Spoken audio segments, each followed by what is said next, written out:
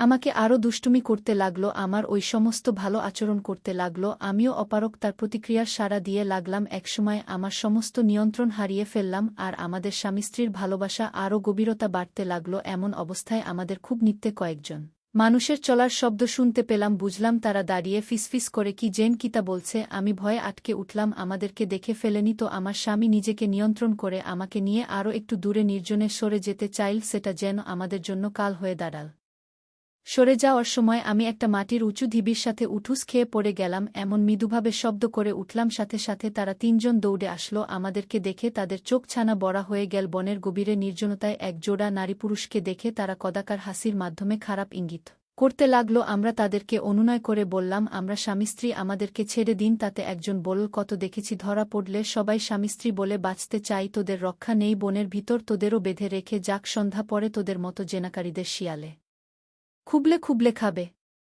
অন্যজন বল, চল না, ধরেছি যখন তাদেরকে মায় লাগায়। আরেকজন বল, চল আগে আমাদের মদের কারখানায় নিয়ে যায়, সেখানে আলোচনা করে যেটা করতে হয় করব। তারা তিনজনের শেষ প্রস্তাবে রাজি হল। আমাদের হাজারো অনুনয় বিনয় তারা শুনল না। দুজনে তাদের পায়ে ধরেছি, শপথ করে স্বামী-স্ত্রী বলে অনুরোধ করেছি, তারা মোটেও বিশ্বাস করল না। তারা আমাদের চোখ মুখ এবং হাতকে পিছমোড়া করে বেঁধে ফেল। দুজনে আমার আর দুবাহু ধরে টেনে নিয়ে যেতে লাগল। সম্ভবত অন্যজনে আমার স্বামীকে টেনে নিয়ে আসতে লাগল। আমাদের কারো মুখে কথা নেই, বলতে ইচ্ছে থাকলে ও মুখ বাধার কারণে বলতে পারছি না। তারা তিনজনে চলার পথে নানা রকম কুরুচিকর ভাষা বলছিল। একজন, চল বেটাটাকে এখানে রেখে গিয়ে বেটিকে সেখানে নিয়ে ভালো করে ভালোবাসা দিয়ে বাড়িতে পাঠিয়ে দেই। অন্যজন বল, খাসা জিনিস বটে, ওসব না করে কি ছাড়া যায়। আরেকজন বলল, যেখানে নিয়ে যাচ্ছিস সেখানে কিছুই করতে পারবি না, যা করবে আমাদের মালিক বেটাজি, সে কি কাউকে ছেড়েছে দেখলি না, সেবার আমরা এনে দিলাম। আর সে 3 দিন রেখে কিভাবে আমরা শুধু দেখে উপভোগ করেছি, আবার যেভাবে এনেছি সেভাবে নিরাপদে দিয়ে এসেছি। তাদের কথা শুনতে শুনতে আমার ভয়ে পা চলছে না, পিছনে কাউকে পড়ে যাওয়ার শব্দ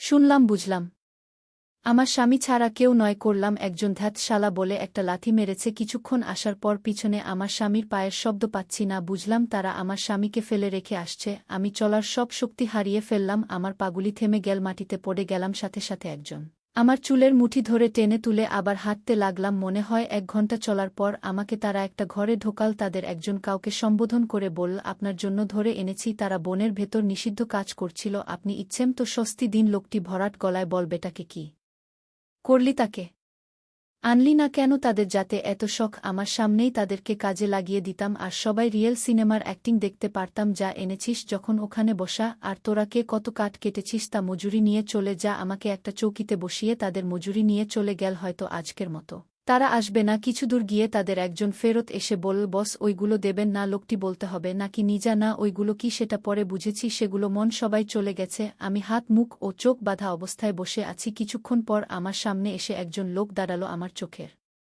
বাঁধনে হাত রাখল। পরপর আমার চোখ ও মুখের বাঁধন খুলে দিল। দেখলাম মাঝারি দেহের লম্বা ফর্সা একজন লোক আমার সামনে দাঁড়িয়ে, বয়স আনুমানিক 3-6 হতে 4-0 এর বেশি হবে না। আমার আপাদমস্তক দেখছে, বাহ সুন্দরী মহিলা। কিন্তু লোকটি আমার দিকে তাকিয়ে বলল, আমি অনুনয় করে বললাম, বিশ্বাস করুন আমরা স্বামী-স্ত্রী, আমরা কোনো অসামাজিক কাজ করিনি, আমাকে ক্ষমা করুন দয়া করে, আমার সর্বনাশ করবেন না। কাকে সর্বনাশ বলছো? বনে জঙ্গলে ঘুরে ঘুরে যা করছো তা আমার সাথে করলে তোমার সর্বনাশ হয়ে যাবে। ঠিক আছে, আমি কিছু করব না, চলে যাও। আমার হাতের বাঁধন খুলে ঘর থেকে বের করে দিল। পাহাড়ের উঁচু টিলা হতে কোথায় কোন দিকে যা ভাবতে পারছি না, কোনো পথ চিনি না। এই অন্ধকার রাতে উত্তপ্ত কড়াই থেকে বেঁচে আগুনের ফুলকিতে পড়তে হবে। দাঁড়িয়ে রইলাম কিছুক্ষণ পর চারিদিকে ঘন অন্ধকার হয়ে গেল। কাছেই শিয়াল ডেকে উঠল, ভয়ে আটকে উঠলাম। একটা শিয়াল আমার খুব কাছ দিয়ে দৌড়ে গেল, তাড়াতাড়ি ঘরে ঢুকে গেলাম। আমার স্বামীর কথা মনে পড়ল, জানি না কেমন আছে। আশীর্বাদ করলাম জীবন নিয়ে সুস্থ শরীরে সে ঘরে ফিরে যেতে পারে। আমি বেঁচে ফিরতে পারলেও সে যে আমাকে ফিরিয়ে নেবে না সেটা নিশ্চিত। লোকটি আমার দিকে তাকিয়ে বলল, কি সর্বনাশ হতে চাও? ঘরে ফিরে এলে যে? আমি জানি এসব মহিলারা এমন হয়, চাইলে দেয় না, আর না চাইলে ইচ্ছে করে দেয়। আমি কিছু বললাম না, নির্বে আগের স্থানে গিয়ে বসে রইলাম। সে বলতে লাগল, দেখ আমার কথা অক্ষরে অক্ষরে পালন করতে হবে, আর যদি না পার আমার মদের ফ্যাক্টরি কাজ করতে 4 জন লোক আসবে, তোমায় তাদের হাতে সুপর্দ করব। তারা তোমায় খুব বলে শেষ করে দেবে। কোনটা পছন্দ করবে বলো, আমায় নাকি ওই 4 জনকে? বলতে বলতে লোকটি আমার সামনে এসে দাঁড়াল, আমার চোয়াল ধরে বলল, না, আমি তোমায় তাদের হাতে দেব না। এমন সুন্দরী মহিলাকে আমি একাই রাতের রানী করতে চাই, সারারাত ধরে আমার সেবা করবে বলে সে আমার অসামাজিক কার্যকলাপ করতে লাগল। আমি তার আচরণে আমার স্বামীর উপরেই যত ক্ষুব্ধ হচ্ছি তার উপর ক্ষমা করতে পারছি না, কেননা এর জন্য আমার স্বামী দায়ী। জঙ্গলে এমন কাম না করলে এ বিপদ পড়তে হতো না। আমি লোকটির কাজে বাধা দিলাম, না দিয়ে কোনো লাভ হবে না সেটা জানি, বরং আরও বেশি বিপদে পড়ার সম্ভাবনা বেশি। আমি তার খেলার পুতিলের মতো সে যেমন বলছে তেমন ভাবে সাড়া দিচ্ছি। সারারাতে নববিবাহিতের মতো ৪-৫ বার তাকে সেবা করলাম। সকালে ঘুম থেকে উঠার পর নিজ হাতে নাস্তা দিল। সারারাতের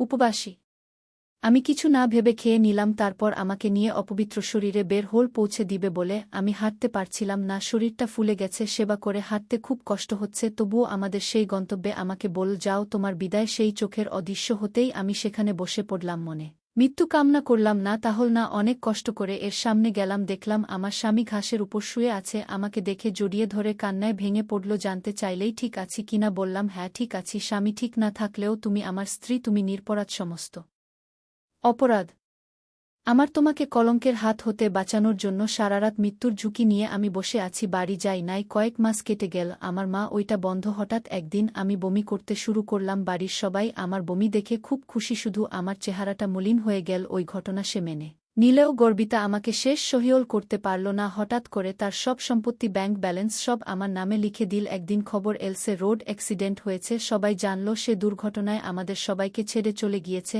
আর আমি জানি সে ওই রাতের দুর্ঘটনার শিকার স্ত্রী রির গর্ভজাত সন্তানকে দেখে নিজে পিতা হওয়ার ব্যর্থতা থাকতে আত্মহত্যা করেছে। ওই রাতটা আমার কাছে চিরমান, কেননা ওই রাত আমার জীবনে মাথিত্ব এনে দিয়েছে। বন্ধুরা, গল্পটি এখানে সমাপ্ত করলাম। গল্পটি ভালো লাগলে একটি লাইক ও চ্যানেলে সাবস্ক্রাইব করে দেবেন। দেখা হচ্ছে পরের ভিডিওতে। বাই।